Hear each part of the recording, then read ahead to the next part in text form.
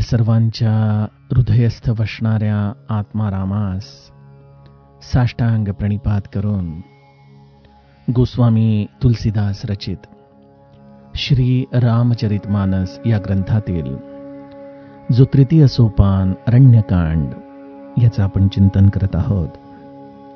सज्जन हो, हे आपलंच कथा चिंतन क्रमांक 792. आपण माता शबरीच्या आश्रमामध्ये प्रभू रामचंद्रांच्या समवेत गेली 13 कथा निरूपण ऐकत होतो.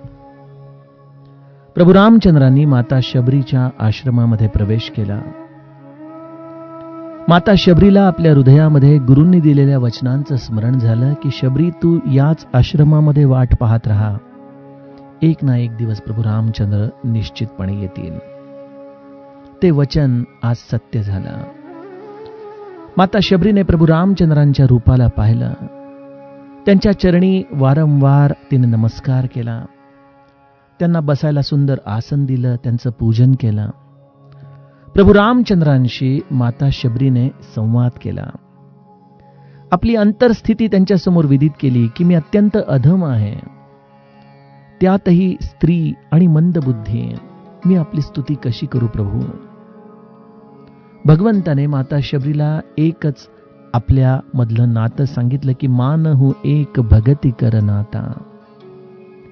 मी केवळ एक भक्तीचं नातं मानतो शबरी.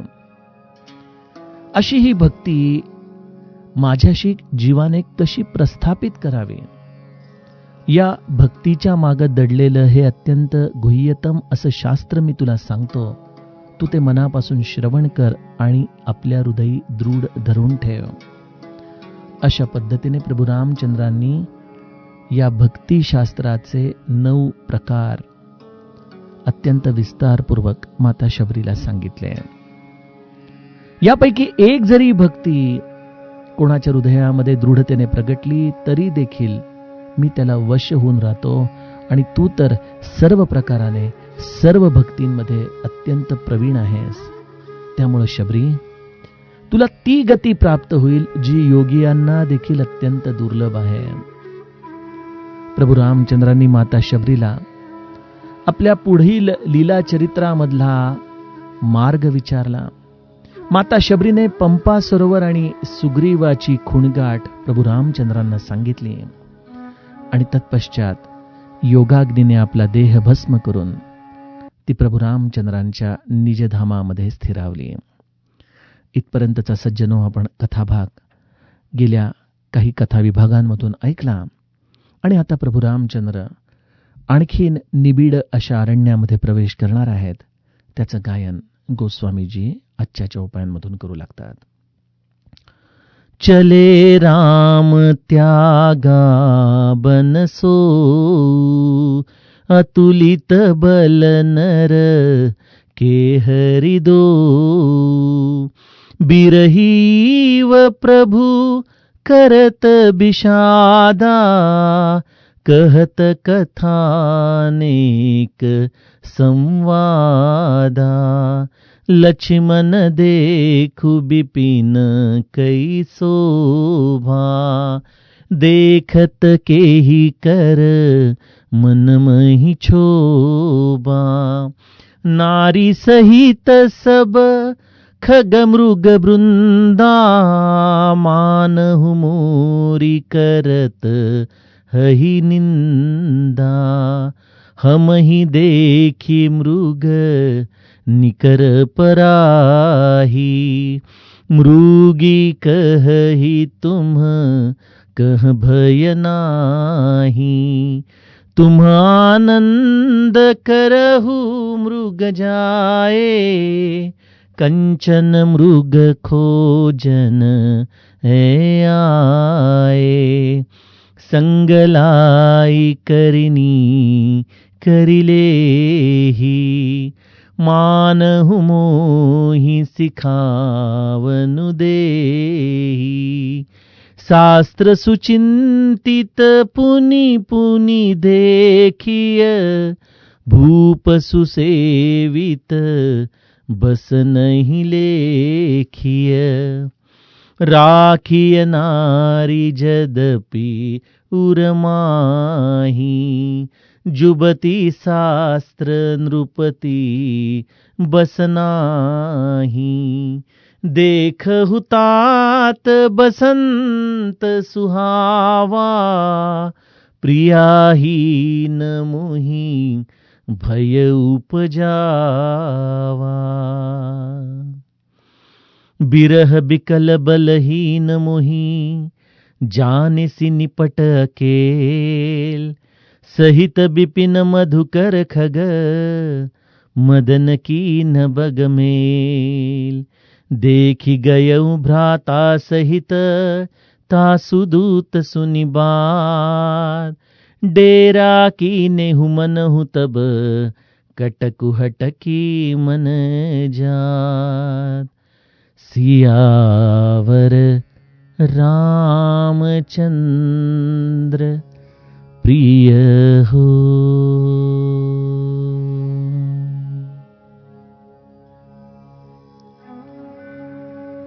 माता शबरीच्या आश्रमामधून प्रभू रामचंद्र पुढे निघालेले आहेत. गोस्वामीजी म्हणतात, चले राम त्यागा बनसो, अतुलित बल नर के हरी दो. प्रभू रामचंद्रांनी ते वन देखील सोडून दिलं आणि ते पुढे चालू लागले. लीला चरित्राच्या आधाराने आपण जेव्हा चित्रकूटवरून प्रभू रामचंद्र पुढे निघाले, तेव्हा वेगवेगळ्या आश्रमांमध्ये प्रभू रामचंद्रांनी घेतलेली संतांची भेट पाहिली. सज्जनो, आपल्या रामचरित मानसचे एक अत्यंत अभ्यासू श्रोता आमचे आत्रे काका, त्यांनी मला मध्यंतरी प्रश्न विचारला होता की दंडकारण्य याचा नेमका विस्तार तरी किती आहे, कुठपासून ते कुठपर्यंत दंडकारण्याच्या सीमा आहेत, आणि प्रभू रामचंद्रांनी कुठल्या वनाचा त्याग करून ते पुढे निघाले. सहज मानस पियुष मध्ये त्याचे काही संदर्भ मिळाले, त्यामुळं ते आपल्या माहितीसाठी आपल्या बरोबर शेअर करतो. गोस्वामीजी म्हणतायत की इथं वेगवेगळ्या प्रकारचे हे वन विभाग आहेत. पहिलं वन जे अत्री ऋषींच्या आश्रमामध्ये आपण अत्री स्तुती केली तेव्हा गंगा नदीच्या किनाऱ्यापासून ते अत्री ऋषींच्या आश्रमापर्यंत एक वन होतं. तिथून मग दुसरं वन जिथं विराध राक्षसाचा वध झाला, जे अत्री ऋषींच्या आश्रमापासून सुरू होतं आणि शरभंज ऋषींच्या आश्रमापर्यंत येऊन थांबतं. हा वनामधला दुसरा टप्पा होता.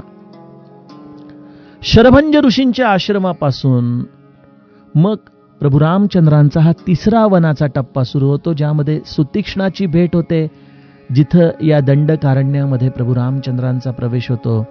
आणि त्याच दंडकारण्यामध्ये अगस्ती ऋषींच्या समवेत, मी आपणास ते महाराष्ट्रातलं ठिकाण देखील सांगितलं, जिथं अगस्ती ऋषींचा आश्रम होता.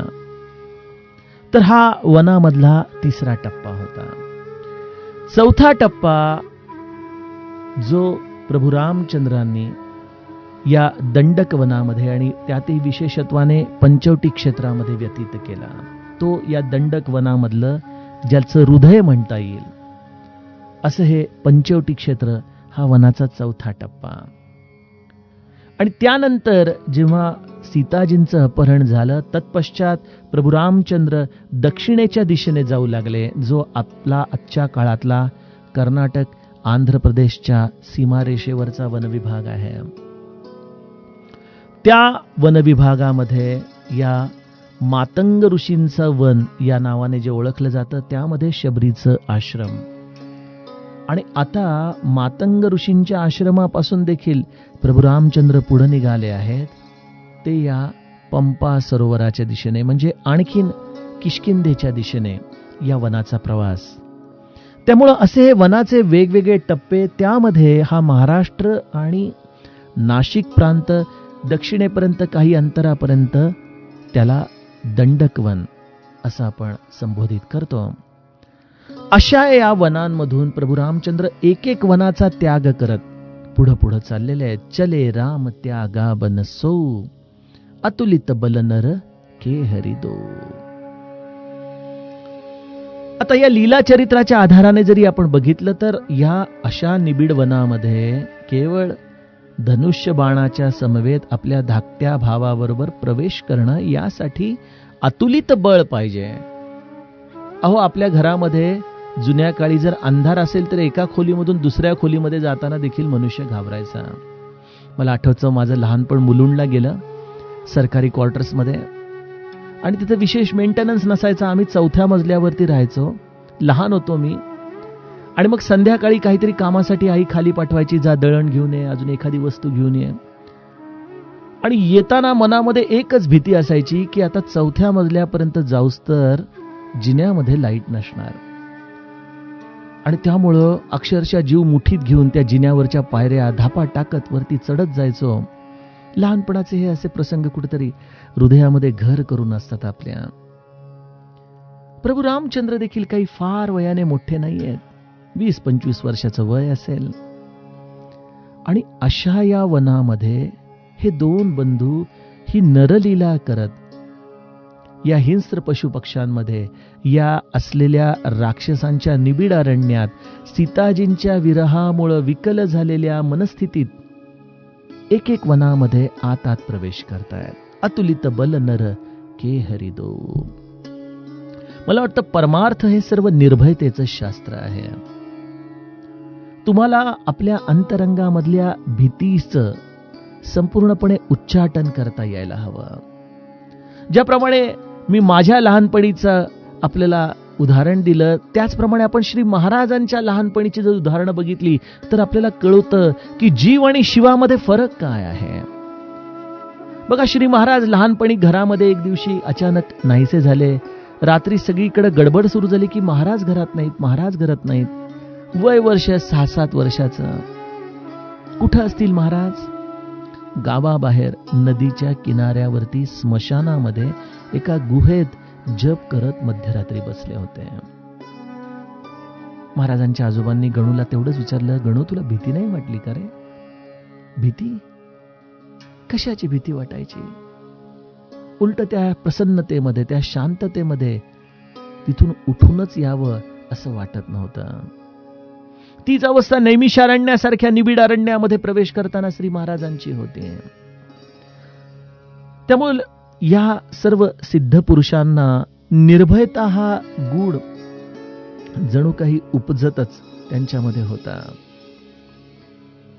आणि आपल्यासारख्या साधकांच्या दृष्टीने जर या चौपाईच्या या अर्धचरणाचा विचार केला तर सज्जनो, स्वतःच्या अंतःकरणामध्ये उतरण्यासाठी अत्यंत बळ लागतं बरं का.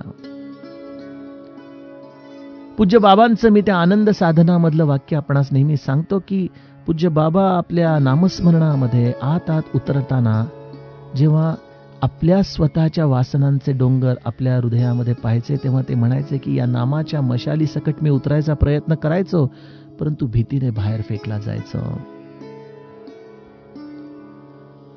आपल्या हृदयामध्ये देखील असे अनेक निबिड अरण्य आहेत जिथं आपण प्रवेश करायला घाबरतो. आपणच आपल्या हृदयामध्ये उतरून आपल्या अंतस्थ असलेल्या भावनांना सन्मुख जाता येणं, यामध्ये विशेष निर्भयत्व लागतं सज्जनो. आणि त्यामुळं गोस्वामीजींनी आम्हाला इथं लीला चरित्राचा संदर्भ दिला, प्रभू रामचंद्रांचं शौर्य देखील सांगितलं, आणि त्याचबरोबर या अत्यंत निबिड अरण्यामधला एक अत्यंत चिवट असा अंतस्थ वृत्तींचा भाग देखील आता ते आम्हाला सांगणार आहे. प्रभू रामचंद्र या वनामध्ये आत जात आहेत. आम्हाला देखील हाच जणू काही ते संदेश देत आहेत की आपल्या आतमध्ये साधनेच्या आधाराने उतरा, भक्तीच्या शोधामध्ये आत जा, आणि तुम्हालाच तुमचे दोष काय आहेत याचं तुम्हाला दर्शन होऊ लागेल. बिरही ईव प्रभु करत विषादा, कहत कथा अनेक संवादा. प्रभू रामचंद्र एखाद्या विरही माणसाप्रमाणे विषाद दुःख करत आहेत. या निबिड अरण्यामध्ये आत प्रवेश करतायत, आणि जी काही मनामधली भावना आहे ती आपल्या लक्ष्मणाला ते निवेदित करत आहेत. काय सुंदर नातं आहे इथं.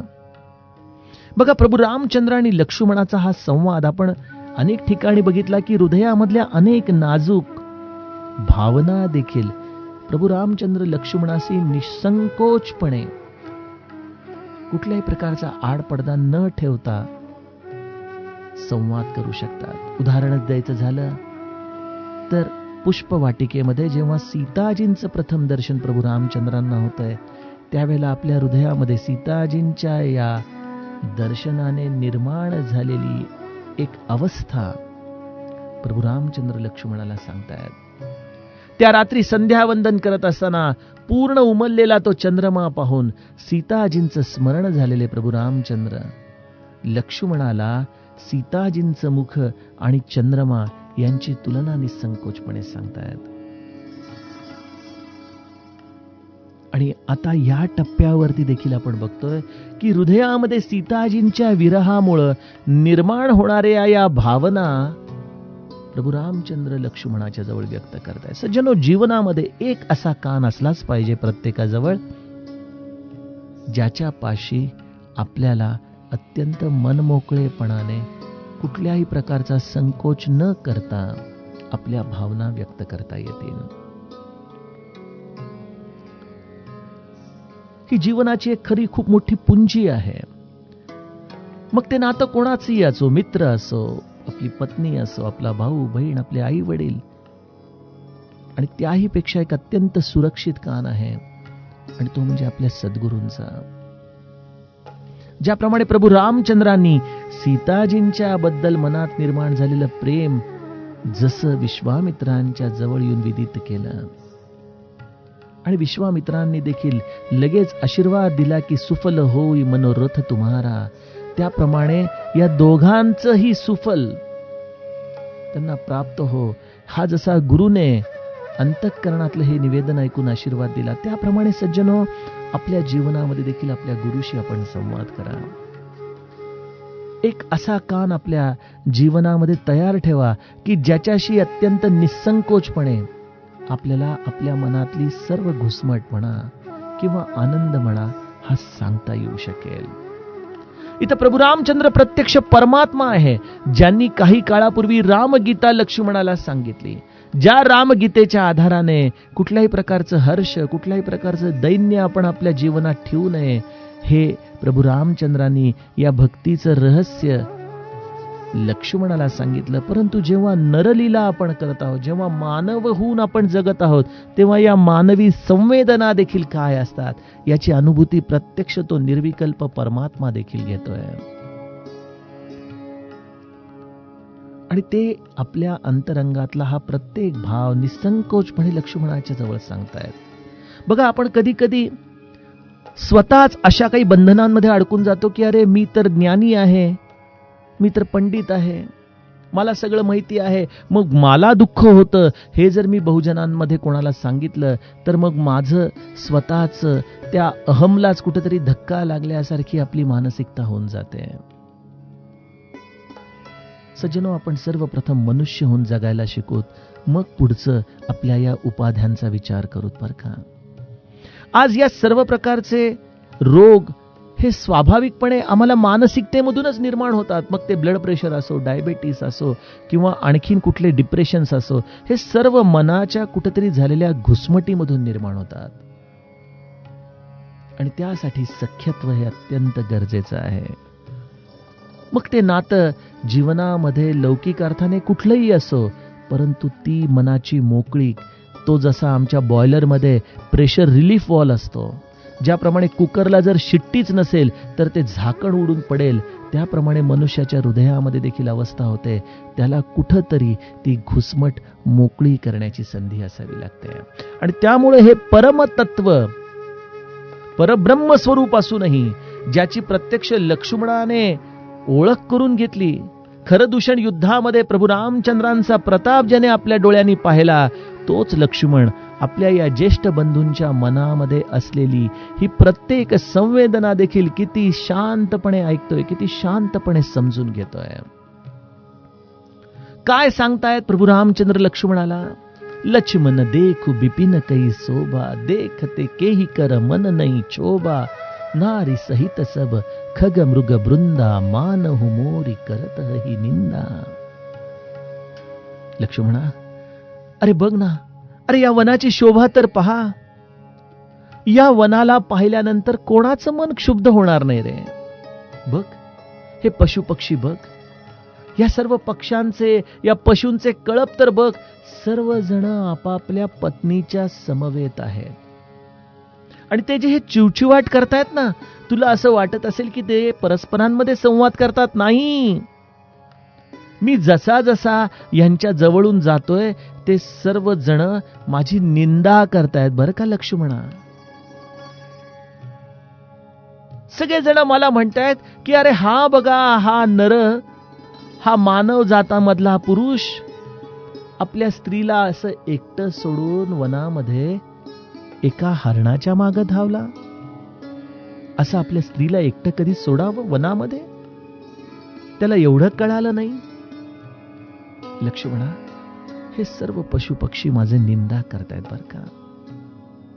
अरे बघ, ते बघ, ते हरणांचे कळप बघ. आणि आपण जसे जवळ जाऊत ना त्यांच्या, तशी ती हरण पळू लागतात बर का. पण बघ, थोड्या अंतरावरती जाऊन ते हरण थांबली. का थांबली असतील लक्ष्मणा?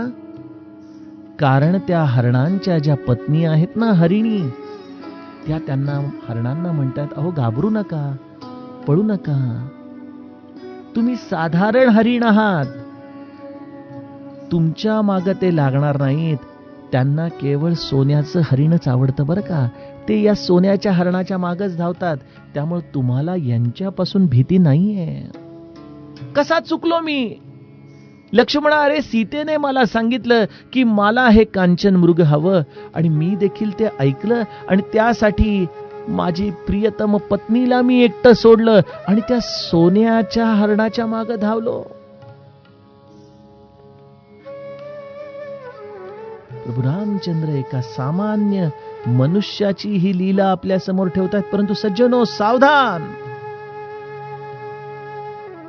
खूप मोठी मोठी रहस्य यामाग प्रभू रामचंद्र आपल्याला सांगतायत. गुरुकृपेने आपण त्याचा मागोवा घेऊयात. प्रभू रामचंद्र लक्ष्मणाला सांगू इच्छित आहेत की भक्तीला एकटं सोडून या लौकिक जगामधल्या सोन्याच्या मागे धावणाऱ्या लोकांची देखील ही प्रकृती अशाच पद्धतीने निंदा करते. मनुष्य जन्माला आलाय, भक्तीची प्राप्ती झालीये, जीवनामध्ये त्या भक्तीशी एकरूप होऊन, एकनिष्ठ होऊन जगावं, त्याऐवजी तिला एकटं सोडून मी या अशा लौकिकातल्या सोन्याच्या मागे धावलो रे.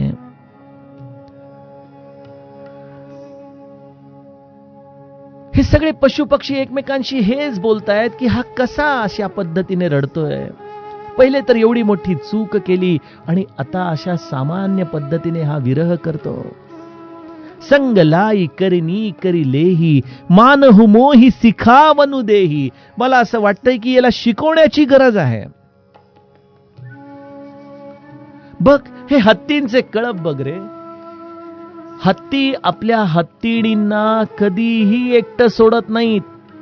जरी ती हत्तीण स्वतः अत्यंत पराक्रमी असली, जरी ताकदवान असली, तरी हत्ती कदापिही आपल्या पत्नीला एकटं सोडत नाही. जणू काही मला ते शिक्षण देत आहेत की रामा, तुला कसं कळालं नाही? सीताजींना असं एकटं सोडून तू कसा गेलास? आपल्या स्त्रीला असं कधी एकटं सोडू नये बाबा. प्रभू रामचंद्र आपल्याला यामधून किती सुंदर संदेश देत आहेत बघा. पहिली गोष्ट तर ही भगवंताची लीला नाट्याची अवस्था आहे, ज्याला पाहिल्यानंतर माता सती देखील काही काळ संभ्रमित झाली होती की हे नेमकं काय चाललंय. हे परमतत्व अशा एखाद्या सामान्य पुरुषाप्रमाणे आपल्या स्त्रीच्या विरहामध्ये रडतय, आणि त्याला माझे पतिदेव, माझे महादेव परमतत्व समजतायत. त्यामुळे जिथं माता सती देखील आदि गुरु शंकराच्या बरोबर आहे, ती देखील संभ्रमित होते. इथं तर आमच्यासारखे सामान्य जीव या सर्व वचनांच्या आधाराने निश्चितपणे संभ्रमित होऊन जाणार. परंतु ही लीला नाट्यामधली मनुष्य अवस्था आहे, आणि मनुष्याचं मन कसं असतं, हा विरह कसा असतो, हे दुःख कसं असतं, जे या नारदांनी प्रभू रामचंद्रांना शाप देऊन सांगितलं होतं, तो शाप जणू काही प्रभू रामचंद्र भोगत आहेत की तुला स्त्रीच्या विरहामध्ये वेदना काय असतात या कळायला पाहिजेत. परब्रह्म देखील म्हणते की हो, मला देखील जाणून घ्यायचं की हे दुःख काय असतं. आणि त्यामुळे प्रभू रामचंद्र या नारदांच्या शापाला जगत आहेत, अनुभवत आहेत. हा त्याचा दुसरा भाग झाला.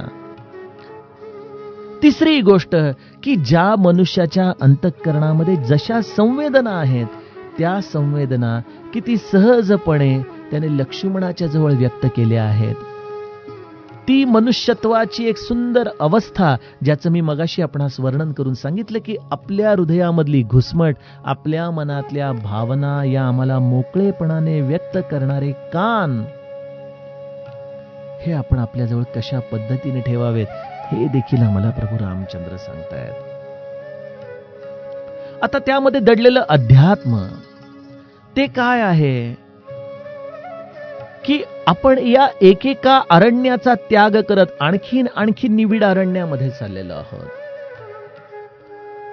आणि प्रभू रामचंद्र आम्हाला साधनेच्या आधाराने सांगतात की बाळांनो, तुम्हाला बऱ्याचदा असं वाटतं की तुम्ही कामाला जिंकलं, तुमचा कामविकार संपला, परंतु कामविकार हा अत्यंत चिवट आहे.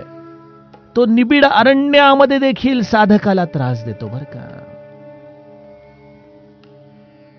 आणि या कामविकाराची अवस्था किती गहन आहे आणि त्यावरती मात करण्यासाठी किती अतुलित बल हवं, हेच जणू काही प्रभू रामचंद्र या लीला नाट्यामधून आमच्यासारख्या मंडळींना सांगतात.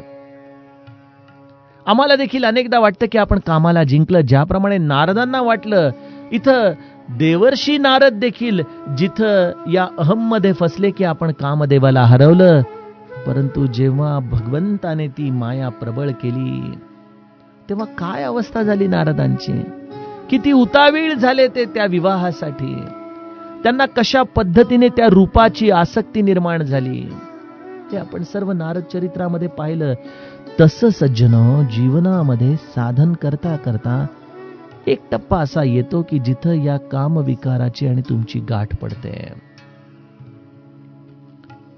ते आपल्या हृदयामधल्या अवस्थेला आपण लक्ष्मण रूपी गुरुच्या कानावरती, अर्थातच आपल्या सद्गुरूच्या कानावरती निवेदित करावं की जेणेकरून आपल्याला अजूनही ते साधलेलं नाही या अहममध्ये तरी आपण अडकणार नाही. कुठं आपली नारदांसारखी कुठं ससे होलपट होणार नाही जमते बाबा.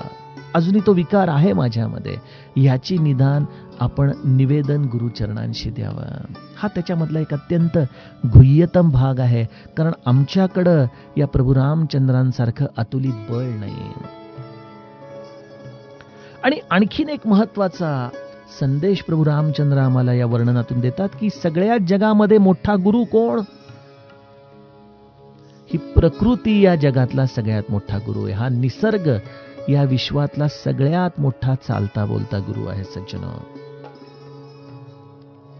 निसर्गाचं अवलोकन करणं, निसर्गाकडून अनेक गोष्टी समजून घेणं, यासाठी जी मनाची सूक्ष्मता हवी ती या अशा निबिड अरण्यामध्येच साधकाला प्राप्त होते.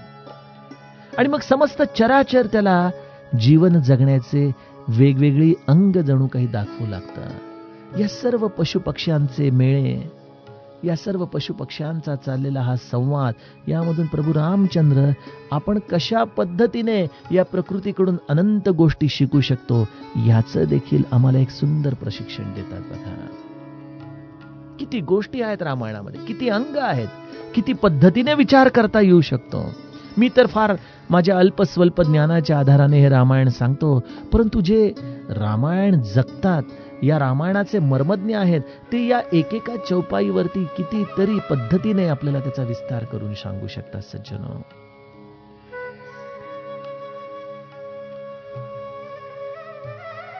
त्यामुळे आपण मनामध्ये कधी असं विचार करू नये की अरे आपलं ग्रंथ वाचन नाही, आपल्याला गुरु देहामध्ये नाही, आपल्याला कोण शिकवणार.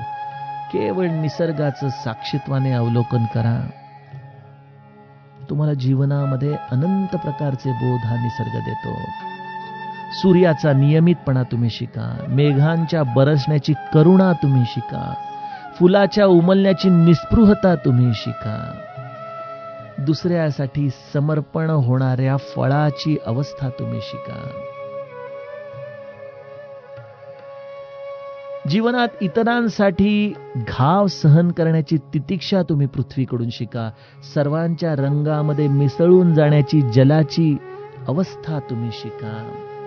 आपल्या अंतरंगामध्ये असलेल्या विकारी वासनांना जाळून टाकणारी अग्नीची दाहकता तुम्ही शिका.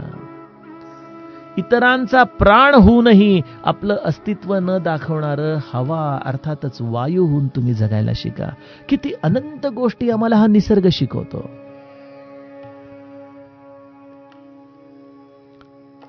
प्रभू रामचंद्र अशा पद्धतीने हा संवाद लक्ष्मणाशी करतायत आणि म्हणतायत की राखिय नारी जदपि उर माई जुबती शास्त्र नृपती बस नाही देख हुतात बसंत सुहावा प्रियाहीन मोही भय उपजावा. स्त्रीला जरी आपल्या हृदयात आपण स्थान दिलं तरी देखील हे लक्ष्मणा ऐक, तरुण स्त्री, शास्त्र आणि राजा हे कधीही कोणाच्याही ताब्यात राहत नाहीत. प्रभू रामचंद्र या आपल्या असलेल्या विरह नाट्यामधून आम्हाला अनेक प्रकारचे जीवन जगण्याचे सुंदर बोध देतोय. 3 गोष्टींवरला कधीही आपण पूर्णपणे स्वामित्व प्राप्त केलं आहे असा तू अहंकार आपल्या मनामध्ये ठेवू नकोस. कुठल्या 3 गोष्टी? तरुण स्त्री, शास्त्र आणि राजा.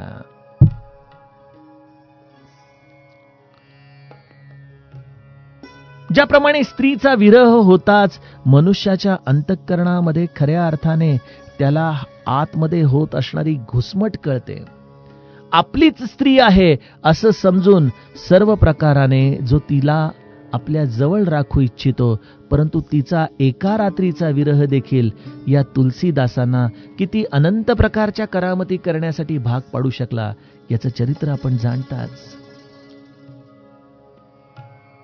त्यामुळे स्त्रीचा विरह होताच आपल्या अंतरंगामध्ये होणारा या हुरहुरीचा भाग आणि त्यामुळं आपण तिला संपूर्णपणे जिंकलेलं आहे, आपल्या ताब्यात ठेवलं आहे असं तू कधीही मानू नको. दुसरी गोष्ट, शास्त्र.